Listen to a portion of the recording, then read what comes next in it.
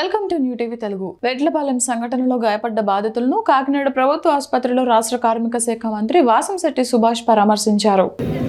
అత్యంత దురదృష్టకరమైన సంఘటన.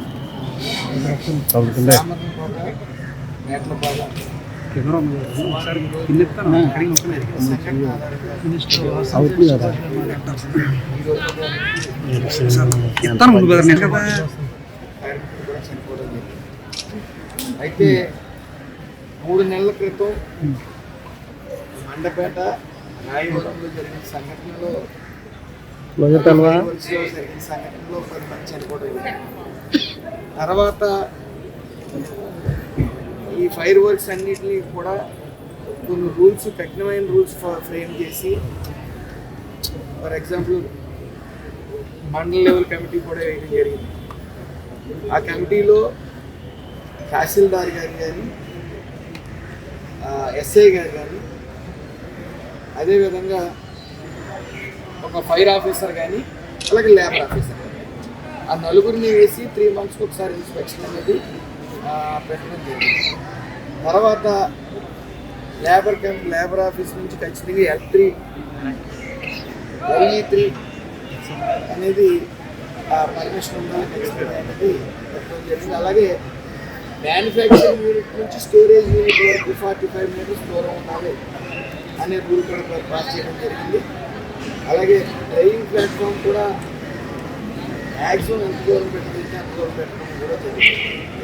అదేవిధంగా ఫైర్ ఎక్స్పోజర్స్ ఏదైతే ఉందో అది 15 kg నుంచి ఉండకూడదు అనేది కూడా ఆ రూల్లో ఉంది. అదేవిధంగా ఎవరైతే లేబర్ ఉన్నారో అన్నేమ్ ఇన్సూరెన్స్ ఉండాలి. అంటే ఈ లేబర్ మారుతూ ఉంటారు కాబట్టి అన్నేమ్డ్ ఇన్సూరెన్స్ అనేది ఉండాలనేది కూడా రూల్లో రూల్స్ ఫ్రేమ్ చేయడం. దాని నిమిత్తం ఈ క్లిష్టతరంగా ఉన్నాయి, మేము గడ్డిని అవలేకపోతున్నామని ఫైర్ వర్క్స్ వారు ఆ యూనియన్ కూడా చాలాసార్లు ప్రజా దర్బార్లో వచ్చి కూడా వాళ్ళు రిప్రజెంటేషన్ ఇవ్వడం జరిగింది. దీన్ని కొంచెం సులభతరం చేయండి, ఇలా అయితే మేము నడుపుతున్నాం. మీరు గమనించినట్టయితే మొత్తం రాష్ట్రం మీద 448 ఫైర్ వర్క్ షాప్స్ ఉండడం జరిగింది రాష్ట్రం మీద. ఈ మధ్యకాలంలో ఇక్కడ జరిగిన రాయవరం సంఘటన జరిగిన తర్వాత ఈ NOCకి కొంచెం పరిష్కారం చేసిన తర్వాత చిరుసగం షాపులన్నీ కూడా లైసెన్స్ రాక ఆగింది. అయితే ఇక్కడ జరిగిన సంఘటన ఏదైతే 15 kg ఉన్నది, అక్కడ జాతర ఉందని చెప్పి ఆ జాతరకి వాళ్ళ రిక్వైర్మెంట్ ఫుల్ఫిల్ చేయడానికి ఓనర్ స్వార్థంగా కేవలం డబ్బు కోసం అధిక మొత్తాదులో అక్కడ డంప్ చేయడం జరిగింది ఈ యొక్క ఫైర్ ఎక్స్ప్లోజర్స్. అదే కాకుండా అక్కడ 8 మంది నుంచి వర్కర్స్, అతని పర్మిషన్ 8 మంది చేయవలసిన పర్మిషన్ 30 మందిని పెట్టి అక్కడ పని చేయించడం. అంటే మీరు గమనించినట్టయితే అక్కడ SC సోదరులు, BC సోదరులు ఎక్కువ ఉన్నారు. అంటే రెక్కాడితే డొక్కాడిని బతుకులే వాళ్ళందరూ. అలాగే కాక ఇక్కడ బల్క్ ఆర్డర్ వచ్చింది అతనికి, జాతరని పెళ్ళిళ్ళని. ఆ బల్క్ ఆర్డర్ ప్రకారం వీళ్ళందరినీ తీసుకెళ్ళి అన్స్కిల్ని తీసుకెళ్ళి అక్కడ పని చేయించడం వల్ల స్పార్క్ అయినా వచ్చి ఉండాలి, ఈ ప్రెషర్ వల్ల బ్లాస్ట్ అయినా అవుతుంది. బ్లాస్ట్ అవటం ఇంకా క్షణాల్లో జరిగిపోవటం, అది ఎంత తీవ్రత ఉందంటే కిలోమీటర్ దాటి కూడా సౌండ్ కనపడటం జరిగింది. ఈ పార్థివ దేహాలు కూడా ఇంచుమించు 50-60 మీటర్ల దూరంగా పడిపోవడం జరిగింది. అయితే దురదృష్టం ఎవరైతే ఇందులో ఉన్నారో 100% బర్న్స్ కూడా ఉన్నాయి. 6 పరిస్థితి కూడా, ఒక అతనికి 75% బర్న్స్ ఉన్నాయి.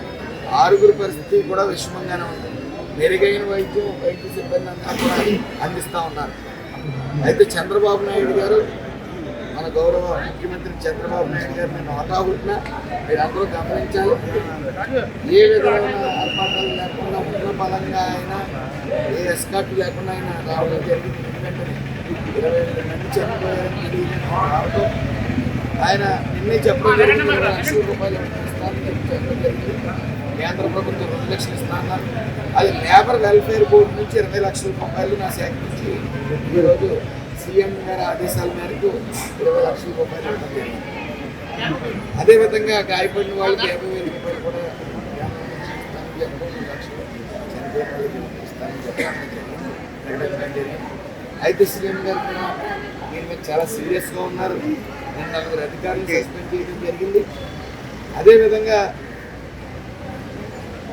బాధితులు ఎవరైతే ఓనర్స్ ఉన్నారో వాళ్ళందరినీ కూడా ఎవరైతే నెగ్లిజెన్స్ ఉందో కక్కుర్తిపడి డబ్బుల కోసం కేవలం వాళ్ళ రిక్వైర్మెంట్ ఎవరైతే జాతర రిక్వైర్మెంట్ కానీ పెళ్లి రిక్వైర్మెంట్ కానీ ఫుల్ఫిల్ చేయడానికి 15 కేజీలు దాటి ఫైర్ ఎక్స్పోజర్ ఇచ్చి అన్స్కిల్డ్ వాళ్ళకి అనుభవం లేదు, దాంట్లో అనుభవం లేని వాళ్ళు వచ్చి అక్కడ చేయడం వల్ల కూడా ఎక్స్ప్లోజర్స్ కారణం.